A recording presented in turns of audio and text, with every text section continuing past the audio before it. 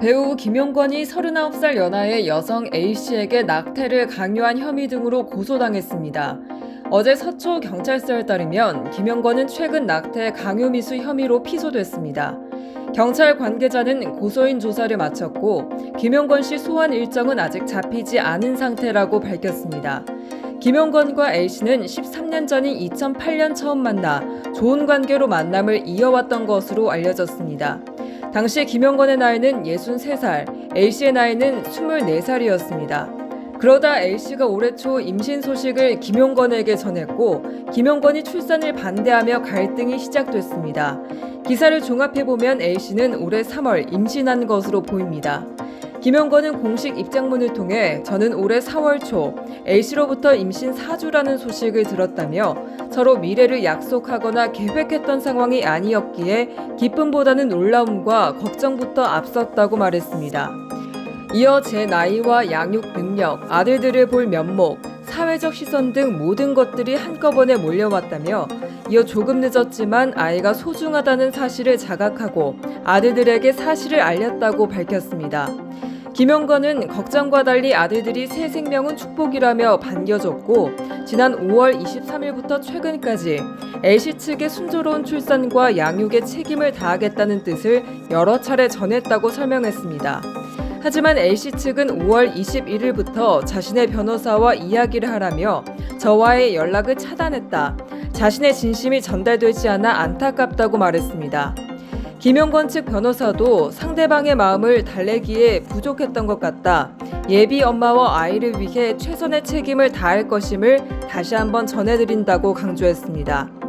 이에 대해 A씨 측 변호인은 언론 매체와의 인터뷰를 통해 공식 입장문 중 사실과 다른 부분이 많다고 반박했습니다.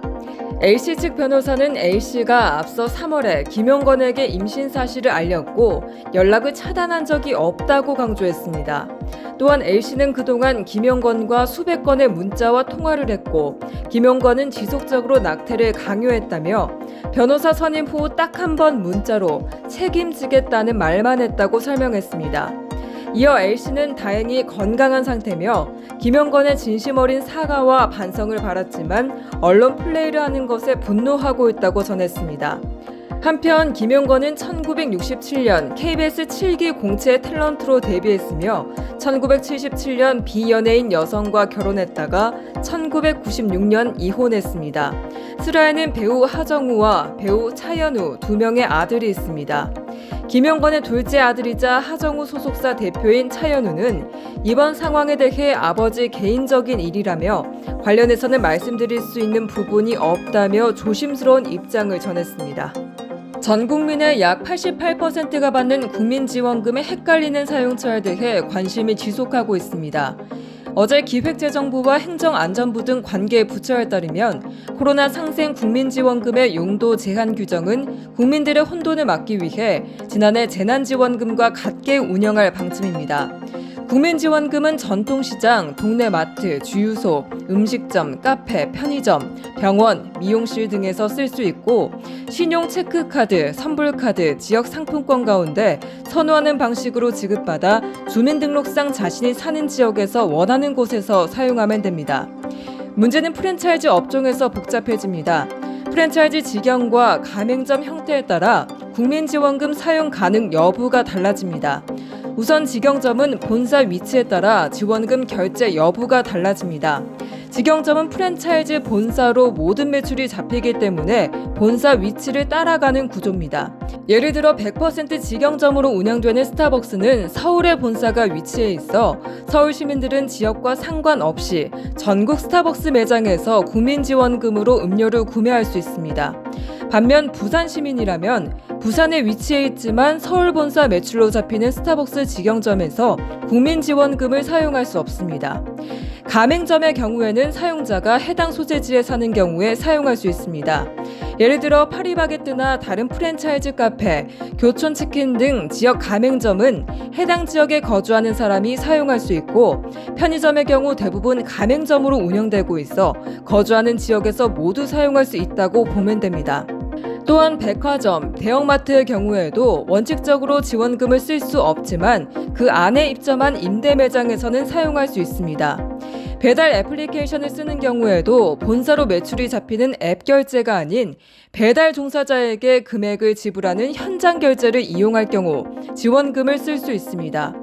한편 정부 여당이 국민지원금을 지급하는 소득 하위 88%를 선별하는 기준으로 건강보험료를 결정했습니다.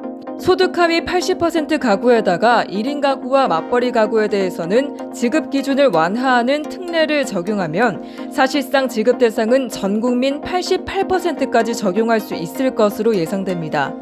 특례 기준은 1인 가구의 경우 노인과 비경제 활동 인구 등을 고려해 연소득 5천만 원 이하로 지급 대상을 넓혔고, 맞벌이 가구는 가구 원수가 같은 홀벌이 가구보다 소득이 높아 불이익을 볼 수 있다는 지적에 따라 가구 원수를 한 명 더 가산해 선정 기준표를 적용합니다. 이렇게 되면 1인 가구의 경우 지원금을 받을 수 있는 건보료 본인 부담금 기준은 직장 14만 3,900원 이하, 지역 13만 6,300원 이하입니다. 홀벌이 4인 가구 기준으로 보면 건보료 직장 가입자는 30만 8,300원 이하이고, 맞벌이 3인 가구 건보료 직장 가입자도 같은 기준이 적용됩니다. 여기에 기초생활수급자, 법정 차상위 계층 등 저소득층 696만 명에게는 10만 원씩 추가로 지급할 계획입니다. 정부는 명단 확정과 조회 시스템 마련 등 사전 준비 등을 거치면 8월 하순쯤 재난지원금을 지급할 수 있을 것으로 예상하고 있습니다.